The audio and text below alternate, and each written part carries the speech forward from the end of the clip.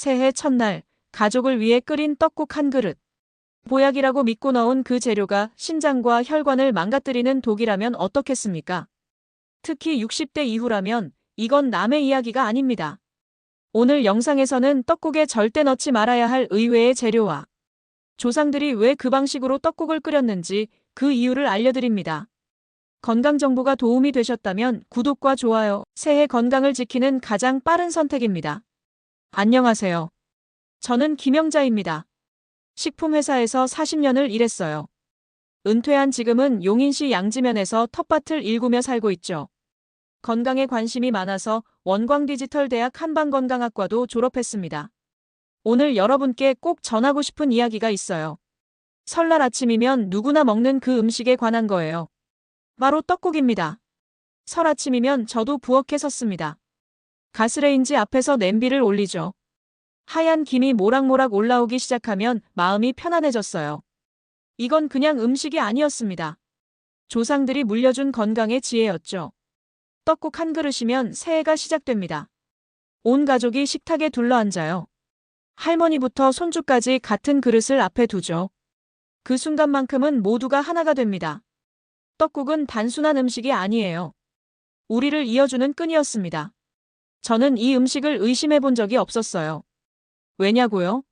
조상들이 수백 년 동안 먹어왔으니까요. 할머니도 드셨고 어머니도 드셨습니다. 아무 문제 없이 건강하게 사셨죠. 그러니 저도 안심하고 끓였어요. 떡국은 보약이라고 배웠습니다. 흰 떡은 순수함을 상징하죠. 맑은 육수는 몸을 정화시킨다고 했어요. 계란 고명은 영양을 더해줍니다. 이보다 완벽한 건강식이 어디 있겠어요. 특히 나이 드신 분들에게 좋다고 했습니다. 소화도 잘 되고 속도 편하죠. 따뜻한 국물이 몸을 녹여줍니다. 추운 겨울 아침, 이만한 보양식이 없었어요.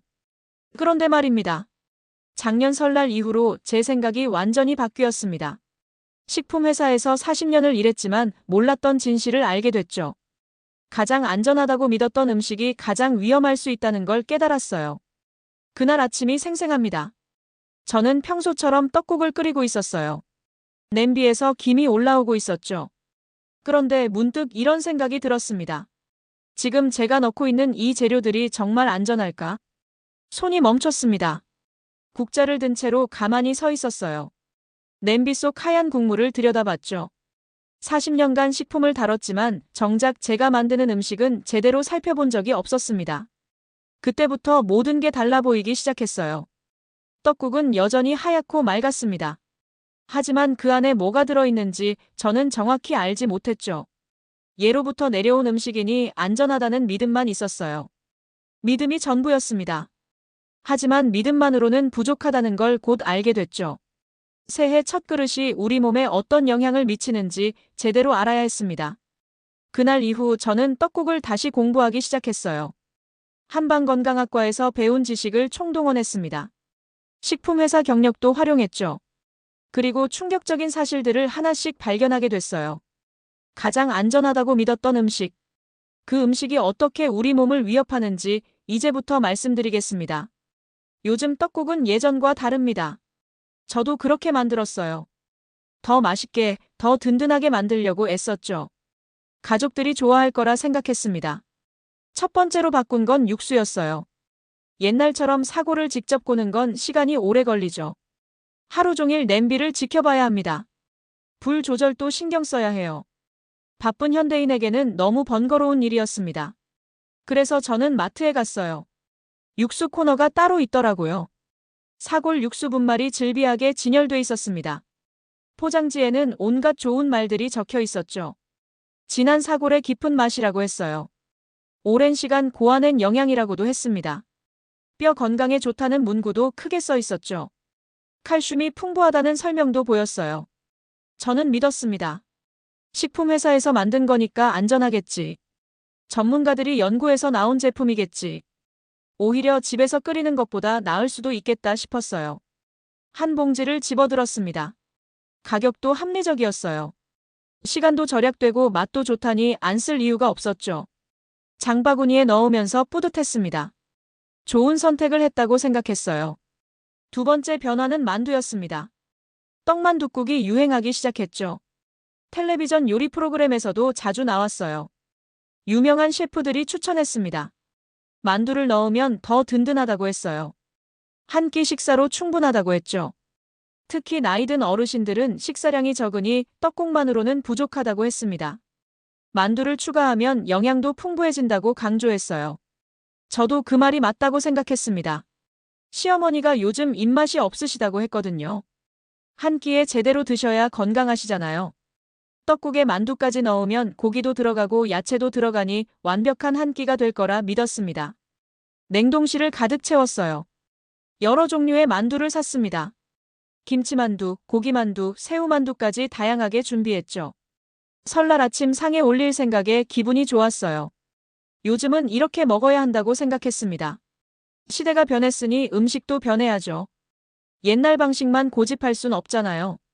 더 좋은 재료로 더 맛있게 만들 수 있다면 당연히 그래야 한다고 믿었습니다. 주변 사람들도 다들 그렇게 했어요. 아들 며느리도 그렇게 해드리고 싶다고 했습니다. 손주들도 만두 들어간 떡국을 더 좋아한다고 했죠. 가족 모두가 만족하는 음식이었어요. 저는 최선을 다하고 있다고 생각했습니다. 가족 건강을 위해 좋은 재료를 쓰는 거잖아요. 사골분말로 진한 국물을 내고 만두로 영양을 보충하는 거죠. 이보다 더 잘할 수가 없었습니다. 선이었어요. 순수한 마음이었습니다. 하지만 지금 돌이켜보면 소름이 돋습니다. 가족 건강을 위한다는 명목으로 제가 무슨 짓을 했는지 알게 됐거든요. 선의로 한 선택이었습니다. 그런데 그 선택이 가족의 몸을 서서히 망가뜨리고 있었어요. 진한 국물 속에, 든든한 만두 속에 무엇이 들어있는지 저는 전혀 몰랐습니다. 안다는 착각 속에 살았던 거죠. 식품회사에서 40년을 일했지만 정작 제품 속 성분은 제대로 살펴본 적이 없었어요. 포장지의 화려한 문구만 믿었습니다. 그게 가장 큰 실수였어요. 사골은 보약이라고 배웠습니다. 어릴 적부터 그렇게 들었어요. 할머니가 말씀하셨죠. 뼈를 고아낸 국물은 우리 뼈를 튼튼하게 한다고요. 어머니도 같은 말씀을 하셨습니다. 저도 그렇게 믿고 살았어요. 임신했을 때 사골국을 끓여 먹었습니다. 아이에게 좋다고 했거든요. 출산 후에도 마찬가지였죠. 뼈에서 나온 칼슘이 모유로 전달된다고 믿었어요. 아이들 키울 때도 자주 끓였습니다. 성장기 아이들에게 사골만 한 게 없다고 생각했죠. 키도 크고 뼈도 튼튼해질 거라 기대했습니다. 일주일에 한두 번은 꼭 사골국을 끓여 먹였어요. 의심한 적이 없었습니다. 그런데 작년에 충격적인 논문을 읽었어요. 한방건강학과 동문이 보내준 자료였습니다. 시판사골 육수 제품에 관한 연구였죠. 손이 떨렸습니다. 논문 첫 페이지를 넘기는데 심장이 두근거렸어요. 이게 사실일 리 없다고 생각했죠. 하지만 데이터는 명확했습니다. 시판사골 육수 분말의 비밀이 드러났어요. 진한 맛을 내기 위해 첨가물이 들어간다고 했습니다. 그중 가장 큰 문제가 인산염이었죠. 인산염은 식품 첨가물로 허용된 물질이에요. 불법은 아닙니다. 하지만 문제는 양이었어요. 자연 상태의 사골국에 비해 몇 배나 많은 인산염이 검출됐습니다. 왜냐고요? 진한 맛을 내려면 인산염을 많이 넣어야 하거든요. 저는 멍하니 앉아 있었습니다. 뼈에 좋다는 이미지로 팔리는 제품이 실제로는 뼈를 망가뜨릴 수 있다니요. 이건 아이러니를 넘어선 배신이었습니다. 인산염이 몸에 들어오면 어떻게 될까요? 일단 소장에서 흡수됩니다. 혈액 속으로 들어가죠. 그럼 신장이 일을 시작해요. 혈액을 걸러내는 게 신장의 역할이거든요. 정상적인 양이라면 문제 없습니다. 신장이 충분히 처리할 수 있어요. 소변으로 배출하면 끝이죠. 하지만 과도한 양이 들어오면 상황이 달라집니다. 신장이 버티질 못해요. 걸러내야 할 인이 너무 많으니까요. 혈액 속 인 농도가 올라가기 시작합니다. 이게 문제의 시작이에요. 혈액 속 인 농도가 높아지면 몸이 반응합니다. 칼슘을 동원하기 시작하죠. 인과 칼슘의 균형을 맞추려고 해요. 그런데 이 과정에서 뼈 속 칼슘이 빠져나갑니다. 역설적이죠. 뼈를 튼튼하게 하려고 먹은 사골국이 오히려 뼈 속 칼슘을 빼앗아가는 겁니다. 이보다 더한 배신이 어디 있겠어요. 저는 그 논문을 읽으며 울었습니다. 식품회사에서 40년을 일하면서 뭘 했나 싶었어요. 정작 중요한 건 몰랐던 겁니다. 가족에게 좋다고 먹인 음식이 실은 독이었다니요. 부엌으로 달려갔습니다. 찬장을 열었어요. 사골 육수 분말 봉지가 여러 개 꽂혀 있었습니다. 저는 그걸 하나하나 꺼냈죠. 포장지 뒷면을 봤습니다. 성분표가 작은 글씨로 빼곡했어요. 돋보기를 꺼내 들었습니다. 그리고 찾았죠. 인산염이라는 단어를요. 거기 있었습니다. 합법적으로 당당하게 적혀 있었어요. 식품 첨가물로 허용됐으니까 표기만 하면 되는 거죠. 소비자가 알든 모르든 상관없습니다. 저는 그 봉지들을 쓰레기통에 버렸어요. 한 봉지, 두 봉지, 세 봉지. 전부 다 버렸습니다. 아깝다는 생각은 안 들었어요. 오히려 지금까지 이걸 먹였다는 게 너무 무서웠습니다. 보약인 줄 알았던 사골. 그 정체가 이렇게 드러났습니다. 사장. 혈관을 굳히는 조용한 공격. 인산염의 공격은 여기서 끝나지 않습니다. 혈액 속에 과도한 인이 쌓이면 더 무서운 일이 벌어져요. 바로 혈관이 굳기 시작하는 겁니다. 처음엔 믿기지 않았어요. 음식 하나로 혈관이 굳는다니 말이 안 된다고 생각했죠. 그런데 의학 논문들을 읽으면서 확신하게 됐습니다. 이건 과학적 사실이에요. 혈액 속 인 농도가 높아지면 칼슘과 결합합니다. 인산칼슘이라는 물질이 만들어지죠. 이게 문제의 핵심이에요. 인산칼슘은 딱딱한 결정체입니다. 어디에 쌓일까요? 바로 혈관 벽이에요. 혈관 내벽에 하나둘씩 달라붙기 시작합니다. 마치 수도관에 녹이 스는 것처럼요. 저는 소름이 돋았어요. 식품회사 연구소에서 일할 때 본 적이 있거든요.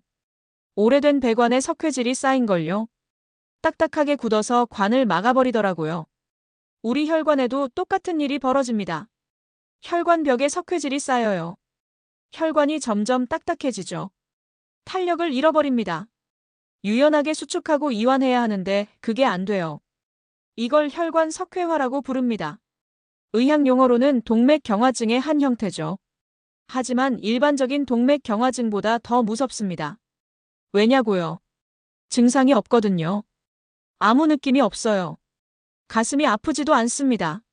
숨이 차지도 않아요. 어지럽지도 않죠. 그냥 평범하게 일상을 살아갑니다. 하지만 혈관은 조용히 굳어갑니다. 매일 먹는 떡국 한 그릇이 혈관에 석회를 쌓고 있어요. 가족 건강을 위한다는 마음으로 끓인 국물이 혈관을 망가뜨리는 겁니다. 특히 60대에게는 치명적입니다. 왜냐고요? 신장 기능이 떨어지기 때문이에요. 젊을 때는 신장이 인을 잘 걸러냅니다. 과도하게 들어와도 열심히 배출하죠. 하지만 나이가 들면 달라집니다. 60대가 되면 신장 기능이 절반으로 떨어져요. 혈액을 거르는 속도가 느려집니다. 같은 양의 인이 들어와도 배출이 안 돼요. 결국 혈액 속에 쌓입니다. 그리고 혈관 벽에 달라붙기 시작하죠. 60대 혈관은 이미 탄력을 잃어가는 상태예요. 거기에 석회까지 쌓이니 더 빨리 망가집니다. 저는 65세입니다. 제 혈관도 이미 위험 구간에 있어요. 작년까지 저는 매주 사골 육수 분말로 국을 끓여 먹었습니다. 얼마나 많은 인산염을 섭취했을까요? 생각만 해도 아찔합니다. 제 혈관 어딘가에 석회가 쌓여 있을지도 몰라요. 아직 증상이 없을 뿐이죠. 조용히 진행되고 있을 겁니다. 이게 가장 무서운 점이에요. 증상 없이 진행된다는 거요. 몸이 신호를 보내지 않습니다. 그러다 어느 날 갑자기 터져요. 심근경색이나 뇌졸중으로요. 조용한 살인자라고 부르는 이유입니다. 소리 없이 다가와서 치명적인 일격을 날리죠. 미리 알아챌 방법도 없어요. 정기검진에서도 잘 안 잡힙니다. 혈관 석회화는 특수검사를 해야 보여요. CT 스캔을 찍어야 하죠. 하지만 대부분 사람들은 그런 검사를 받지 않습니다. 증상이 없으니까요. 그렇게 세월이 흐릅니다. 5년, 10년, 15년. 매년 설날마다 떡국을 끓여 먹어요. 가족과 함께 둘러앉아 먹죠. 행복한 순간입니다. 하지만 그 순간마다 혈관은 조금씩 굳어갑니다. 석회가 한 겹 한 겹 쌓여가요. 언젠가는 한계점에 도달할 겁니다. 그때 우리 몸은 경고 신호를 보내죠. 너무 늦었을 때요. 저는 이 사실을 알고 나서 잠을 못 잤습니다. 밤새 뒤척였어요. 지금까지 제가 끓여 먹인 떡국들이 가족의 혈관을 얼마나 망가뜨렸을까 생각하니 견딜 수가 없었습니다. 특히 시어머니가 걱정됐어요. 올해 89이십니다. 혈압도 높으시고 당뇨도 있으세요. 신장도 약하시죠. 거기에 매년 제가 끓여드린 떡국까지 드셨으니 혈관이 어떤 상태일까요? 생각만 해도 가슴이 아팠습니다. 사골 육수만으로도 충분히 위험합니다. 그런데 여기에 만두까지 넣으면 어떻게 될까요? 상황은 더욱 악화됩니다. 저는 냉동 만두의 성분표를 분석했어요. 한방건강학과에서 배운 지식을 활용했죠. 그리고 깜짝 놀랐습니다. 만두 하나에 이렇게 많은 나트륨이 들어있다니요. 시판 냉동 만두 한 개에 나트륨이 200mg 이상 들어있어요. 떡국에 보통 만두를 몇 개 넣나요? 5개는 기본이죠. 그럼 나트륨 1000mg입니다. 여기에 육수에 들어간 나트륨까지 합치면요. 한 끼에 나트륨을 2000mg 가까이 섭취하게 됩니다. 세계보건기구 권장량이 하루 2000mg이에요. 떡국 한 그릇으로 하루치를 다 먹는 거죠. 문제는 나트륨만이 아닙니다. 만두 속 고기를 보세요. 대부분 돼지고기나 소고기가 들어가죠. 지방 함량이 높아요.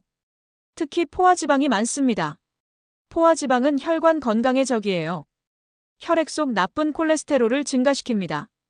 혈관 벽에 쌓이죠. 이미 인산칼슘으로 딱딱해진 혈관에 콜레스테롤까지 쌓이는 겁니다. 이중 공격입니다.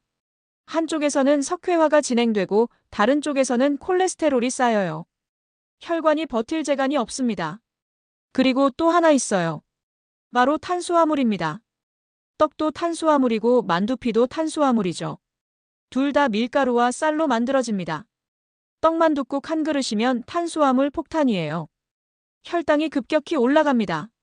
췌장이 인슐린을 분비하죠. 혈당을 낮추려고 애씁니다. 당뇨가 있는 분들은 더 위험해요. 인슐린 분비가 제대로 안 되니까요. 혈당이 높은 상태로 오래 유지됩니다. 높은 혈당은 혈관을 손상시켜요. 또 한 번 혈관이 공격당하는 겁니다. 인산염으로 석회화되고 포화지방으로 막히고 높은 혈당으로 손상되죠. 혈관 입장에서는 3중 공격입니다. 신장은 어떨까요? 과도한 나트륨을 처리하느라 정신이 없어요. 거기에 인산염까지 걸러내야 합니다. 60대 신장으로는 도저히 감당이 안 돼요. 신장이 서서히 망가집니다. 신장 기능이 떨어지면 더 많은 인산염이 혈액에 남게 돼요. 악순환이죠. 혈관 석회화는 더 빨리 진행됩니다. 저는 계산을 해봤어요. 1년에 설날 한 번 떡만둣국을 먹는다고 가정해봅시다. 별로 위험하지 않을 것 같죠. 하지만 현실은 다릅니다. 떡국은 설날만 먹는 게 아니에요. 설 연휴 내내 먹습니다. 명절 끝나고도 남은 떡으로 또 끓이죠. 일주일에 2~3번은 먹어요. 거기에 일상에서도 즉석 떡국을 사 먹습니다. 편의점에 가면 즉석 떡국이 있어요. 간편하죠. 점심으로 자주 먹습니다. 일주일에 1~2번씩요. 1년이면 몇 번이나 될까요? 최소 50번은 먹는 것 같아요. 50번의 인산염 폭탄, 50번의 나트륨 공격, 50번의 탄수화물 충격입니다. 신장과 혈관이 견딜 수 있을까요? 젊을 때는 괜찮았습니다. 몸이 회복했어요. 하지만 60대 넘어서는 회복력이 떨어집니다. 한번 손상되면 원래대로 돌아오지 않아요. 떡만둣국은 2배로 위험합니다. 떡국만 먹을 때보다 훨씬 더 빠르게 몸을 망가뜨려요. 좋은 의도로 만두를 넣었지만 결과는 정반대였습니다. 가족을 위한다는 마음. 그 마음이 오히려 가족을 해치고 있었어요. 60대. 이 숫자가 왜 중요할까요? 저도 올해 65세입니다. 작년까지는 몰랐어요. 60대가 되면 몸이 어떻게 변하는지요. 신장부터 달라집니다. 우리 신장은 태어날 때부터 정해진 수명이 있어요. 네프론이라는 여과 단위가 있습니다. 신장 하나에 약 100만 개가 있죠. 이 네프론들이 평생 혈액을 걸러요. 쉬지 않고 일합니다. 24시간 내내 혈액을 정화하죠. 노폐물을 걸러내고 필요한 성분은 다시 흡수해요. 하지만 나이가 들면서 네프론이 죽습니다. 하나씩 둘씩 기능을 잃어가요. 40대까지는 괜찮아요. 여분이 충분하거든요. 일부가 망가져도 나머지가 보충합니다. 50대가 되면 조금씩 느껴져요. 피로가 잘 안 풀립니다. 부기가 생기기 시작하죠. 하지만 대수롭지 않게 넘깁니다. 나이 들면 그런가 보다 하죠.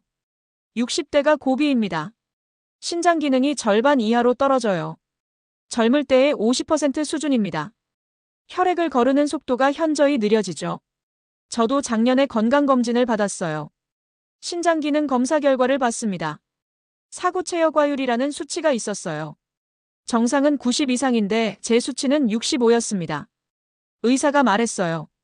나이에 비해 양호한 편이라고요. 하지만 젊을 때보다는 많이 떨어졌다고 했습니다. 조심해야 한다고 했죠. 그때는 대수롭지 않게 생각했어요. 나이 들면 다 그런 거 아닌가. 그런데 지금은 압니다. 이게 얼마나 중요한 신호인지요. 신장 기능 65라는 건 뭘 의미할까요? 젊을 때 처리하던 노폐물의 35%를 못 거른다는 겁니다. 혈액 속에 그대로 남아요. 독소가 쌓이는 거죠. 특히 인산염 같은 물질은 더 위험해요. 정상 신장도 과도한 인산염은 처리하기 힘듭니다. 하지만 60대 신장은 정상량도 제대로 못 걸러요. 결과는 뻔합니다. 혈액 속 인 농도가 계속 올라가죠. 혈관 석회화가 빠르게 진행됩니다. 젊을 때 같은 양을 먹어도 60대는 2배로 위험한 이유예요. 예전엔 괜찮았는데 지금은 안 됩니다. 저희 시어머니가 자주 하시는 말씀이에요. 젊을 땐 이거 먹어도 아무렇지 않았다고요. 지금은 조금만 먹어도 속이 불편하다고 하십니다. 그게 바로 신장 기능 저하 때문이에요. 같은 음식도 나이에 따라 다르게 작용합니다. 40대가 먹으면 괜찮은 게 60대가 먹으면 독이 될 수 있어요. 혈관도 마찬가지입니다. 60대 혈관은 이미 탄력을 잃었어요. 혈관벽이 두꺼워지고 딱딱해집니다. 거기에 석회까지 쌓이니 더 빨리 막히죠. 저는 주변 어르신들을 보면서 느꼈어요. 60대 후반부터 심혈관 질환이 급증합니다. 심근경색, 뇌졸중, 협심증. 주변에 한두 분씩 다 계세요. 왜 하필 60대일까요? 신장과 혈관이 한계에 도달하는 시기이기 때문입니다. 오랫동안 쌓인 독소와 석회가 임계점을 넘는 거예요. 그리고 대부분 갑자기 옵니다. 어제까지 멀쩡하다가 오늘 쓰러지죠. 조용히 진행되다가 한순간에 폭발하는 겁니다. 제가 가장 무서워하는 부분입니다. 지금 제 몸속에서 무슨 일이 벌어지고 있는지 몰라요. 신장이 얼마나 망가졌는지, 혈관의 석회가 얼마나 쌓였는지 알 수 없습니다. 증상이 없으니까요. 하지만 분명한 건 있어요. 60대인 지금 제가 먹는 모든 음식이 예전과 다르게 작용한다는 거죠. 예전엔 괜찮았다는 말. 이제는 하면 안 됩니다. 저는 할머니의 부엌을 기억합니다. 어릴 때 설날이면 할머니 옆에 서 있었어요. 떡국 끓이는 걸 지켜봤죠. 할머니는 새벽부터 일어나셨습니다. 가장 먼저 하신 일은 육수 만들기였어요. 큰 냄비에 물을 끓이셨습니다. 거기에 멸치를 넣으셨죠. 머리와 내장을 제거한 멸치였어요. 한 움큼 넣으시고는 다시마도 넣으셨습니다. 표고버섯도 빠지지 않았어요. 말린 표고버섯 서너 개를 넣으셨습니다. 그리고 은근한 불로 30분 정도 끓이셨죠. 급하게 끓이지 않으셨어요. 육수가 끓는 동안 고기를 준비하셨습니다. 소고기 양지머리를 삶으셨어요. 물이 끓으면 고기를 넣고 한참 삶으셨죠. 그리고 중요한 과정이 있었습니다. 삶은 고기를 건져 식히셨어요. 식힌 고기에서 기름기를 꼼꼼히 제거하셨습니다. 하얀 지방 부분을 칼로 긁어내셨죠. 깨끗한 살코기만 남기셨어요. 어린 마음에 물었습니다. 할머니, 왜 기름기를 다 떼어내세요? 그게 맛있는 건데요. 할머니는 웃으시며 말씀하셨어요. 기름기는 몸에 안 좋단다. 속이 불편해진다고 하셨습니다. 특히 나이 들면 소화가 안 된다고요. 그래서 꼭 제거해야 한다고 하셨어요. 당시에는 이해하지 못했습니다. 왜 맛있는 부분을 버리나 싶었죠. 지금은 압니다. 할머니가 얼마나 지혜로우셨는지요. 포화지방을 제거하신 거였어요. 혈관에 쌓이는 콜레스테롤을 사전에 차단하신 겁니다. 과학적 지식이 없으셨지만 경험으로 아셨던 거죠. 육수도 마찬가지였습니다. 멸치, 다시마, 표고버섯. 이 세 가지에는 공통점이 있어요. 모두 천연 재료입니다.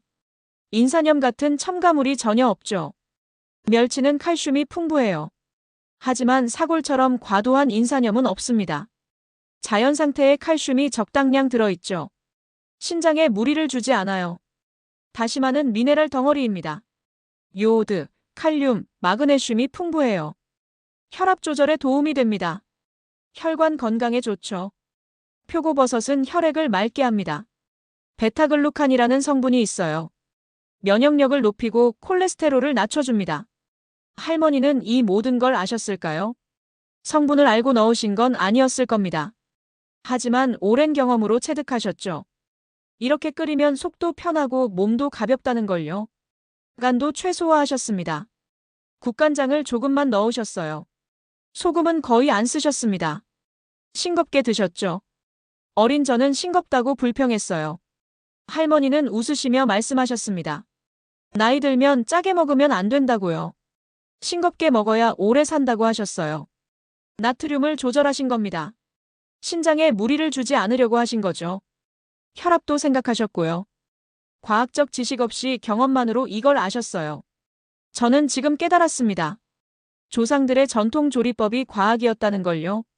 멸치, 다시마, 표고로 육수를 내고 기름기를 제거하고 간을 최소화하는 게 모두 이유가 있었습니다. 신장을 지키는 방법이었어요. 혈관을 보호하는 지혜였습니다. 첨가물 없는 자연 재료로 우리 몸에 꼭 필요한 영양만 취하는 거였죠. 할머니는 과학자가 아니셨습니다. 영양학을 공부하지 않으셨어요. 의학 지식도 없으셨죠. 하지만 수백 년 동안 내려온 경험이 있었습니다. 그 경험이 과학보다 정확했어요. 현대 과학이 증명한 건강조리법을 조상들은 이미 실천하고 계셨던 겁니다. 인산염이 뭔지 몰라도 피하는 방법을 아셨어요. 포화지방이 위험한지 몰라도 제거하셨죠. 저는 눈물이 났습니다. 할머니의 부엌이 그리웠어요. 그 정성스러운 손길이 보고 싶었습니다. 새벽부터 일어나 멸치머리를 떼시던 모습이 떠올랐어요. 할머니는 틀리지 않으셨습니다. 조상들은 옳았어요. 우리가 잘못 알고 있었던 겁니다. 현대식 편의 재료가 더 좋다고 착각했던 거죠. 전통으로 돌아가야 합니다. 할머니가 끓이시던 그 방법으로 다시 떡국을 만들어야 해요. 그게 우리 몸을 살리는 길입니다. 조상들은 이미 알고 계셨어요. 신장과 혈관을 지키는 방법을요. 올해 설날 아침이었습니다. 저는 평소와 다르게 떡국을 끓였어요. 할머니의 방법으로 돌아갔습니다. 새벽 5시에 일어났어요. 멸치와 다시마를 준비했습니다. 표고버섯도 물에 불렸죠. 큰 냄비에 물을 끓이기 시작했어요. 시간이 오래 걸렸습니다. 육수를 우려내는데 30분, 고기를 삶는데 40분, 기름기를 제거하고 썰고 준비하는데 또 30분. 총 2시간이 걸렸어요. 예전 같으면 사골분말 한 봉지면 10분이었죠.